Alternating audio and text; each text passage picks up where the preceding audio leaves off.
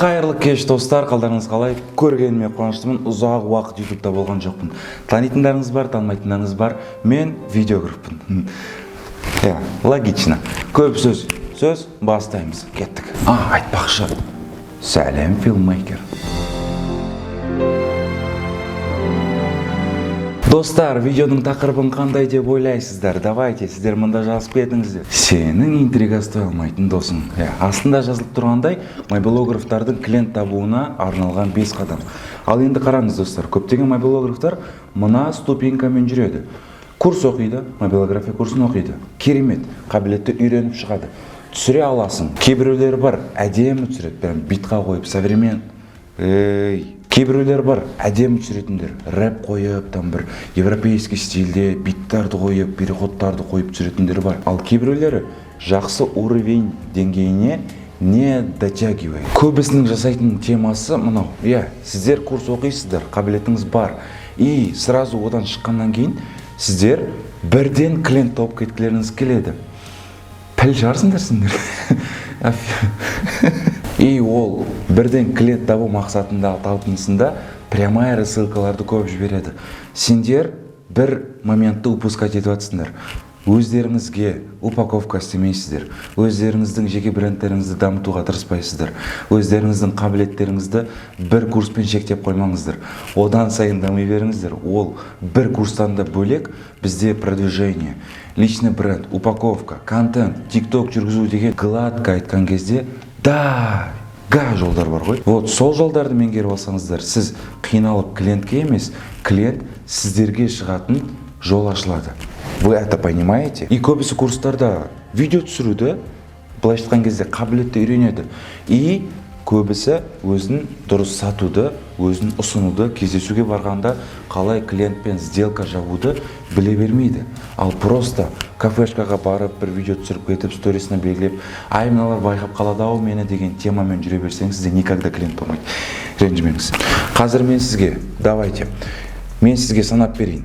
Мына нәрселерді білу керек сізге, тізімдерін айтайын. Сіз осыны үйренсеңіз, қабілетпен қоса табыс табу мүмкіншілігіңіз артады. Біріншісі Инстаграммен жұмыс, упаковка жасау, тәжірибеңізді көтеру, скилл дамыту, өзіңіздің мышленияңызды дамыту и бесіншісі өзін сата алу.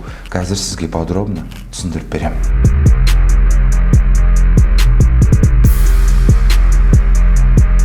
Бірінші Инстаграммен жұмыс. Түсіну керек, что сен контент сатасың. Фотоконтент, видеоконтент, яғни сапалы контент өндіруші адамсың. Ал сенің өзіңнің Инстаграмың мусор болып жатса, сен оны басқа біреуге ақшаға сата аласың ба? Никак нет деп ойлаймын. Өйткені бұл жерде бірінші дәлелдеп, оны шығарып қою керексің. Мысал қарасаң, визуальный контент болсын мендегі, комментариялар болсын, стористар болсын, оның барлығы жайдан жай емес. Даже TikTok-тағы мынандай контенттерім жайдан жай емес. Өйткені ол маған контент табыс алып келеді. Екіншіден личный брендті дамытып, аудитория жинап, репутация и одан бөлек, одан да табыс табу мүмкіндігі бар. В этом и вся суть. Ең маңызды нәрсе, сіз өзіңіздің қабілетіңізді арттырып жүруіңіз керек.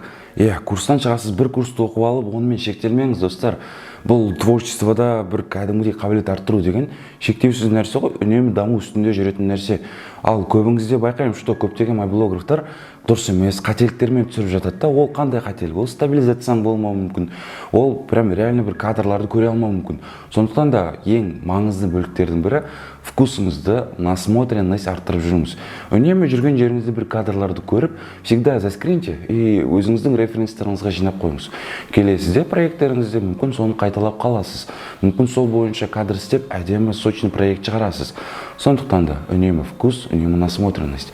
Енді мынандай подвох бар. Если сіздің қабілетіңіз нашар болып, упаковкаңыз, визуалыңыз бүкіл әдемі болып тұрса, бұл жерде сырты әдемі, іші онша емес, тәтті емес конфетадан түк айырмашылығыңыз жоқ. Өйткені сіздің визуалыңызға, упаковкаңызға қызығып бір эксперт заказ алса, қабілетіңіз ұнамаса, екінші сізден заказ алмайтын болады. Құттықтаймын. Сондықтан да қабілетіңізбен қоса, визуалыңыз, упаковкаңыз бірдей даму керек. Сол кезде ғана маркетинг өнімді шыңға шығара алады. Тағы да ең маңызды бөліктердің бірі бұл өзіңізді дұрыс сата алмауыңыз. Мобилограф болып, өзіңізді ұсыну да керексіз. Өйткені сіздің қабілетіңіз бар екен деп, сіздің упаковкаңыз нашар болса, жеке брендіңіз болмаса, ойбай, мынау курс оқып шығыпты, давай мен осыдан сатып алайын услугасын деп ешкім айтпайды ғой. Сізді действовать етуіңіз керек қой. Ал сіздің көбіңіздің жасап жүрген мына қателігіңіз бар. Курс оқып шыққаннан кейін упаковка, личный бренд, анау мынау бәрі қалсын жайында. Тікелей рассылкамен бірден клиент тапқыларыңыз келеді. Сіз өзіңізді алдымен дәлелдеп алмасаңыз, бағанағы айтқан личный бренд болсын, упаковкаңыз болсын, контент жасап дәлелдеуіңіз болсын, өзіңіздің посттарыңызбен, стористарыңызбен дұрыс аталуыңыз болсын, оларды істемей, реально бірден басыңызды сұғып кіріп кету екіталай. Иә, бір 100-ден 1-2 болып қалуы мүмкін. Соларға қызып, ай білей, менде де болып қалады деген жағдай болуы мүмкін. Бірақ та сіз ойыңыздағыдай жоғарғы табысты таба алмайсыз ол жолмен. Сондықтан да личный бренд дамытыңыздар, контент істеңіздер, реально действуйте сол жағынан. И уже потом рассылканың өзін қазір прямая рассылка сәл өтіңкіремейді, өйткені запростарды ашып, бүйтіп қарап отырмайды. Если сіздің упаковкаңыз болмаса, если сіздің личный брендіңіз сәл дамымаса, просто бір 100 подписчигіңізбен, бір 2 фотоңызбен, и то тойда түскен фотоңызбен, мен мобилографпын, давайте сізге тегін видео түсіріп берейін. Даже тегін де алмайсыз ондай түрде. Сондықтан да мен айтқан фишкаларды қолдансаңыздар, без проблем, гарантирую, что вам клиенттер өздері жазады. Қазір маған реально бәрі өзі жазады. Мен инстаграмын тауып алады. Өйткені мен везде мен рекомендациядан шығып қалам, мен ютубтан шығып қалам, мен инстаграмнан шығып қалам, телеграмнан шығып қалам. Неге мен сенімді айтып отырмын? Өйткені ол менің басымнан өткенде, мен де кезінде SMM курсын ең бірінші оқып алып, убай деп аналарға барып, мыналарға барып, өзімді ұсынып жүргем. Личный брендің жоқ, өзің дұрыс сата алмайсың дұрыс. Просто сенде қабілет бар. Ал өзіңді барғаннан кейін саған мынандай отказдарды берген кезде, болды, мен мынаны істемеймін, керек емес маған деп жабылып қалған кезім болған. И вот содан кейін отказды мен алғаннан кейін, давай мен өзіме контент істеп көрем деп сол бойынша келгем. И потом уже контент істегеннен кейін клиенттер маған өздері жазып, реально сондай бір долгосрочный заказдарды алған кездерім болған. Вот осы нәрсені естен шығармаңыздар.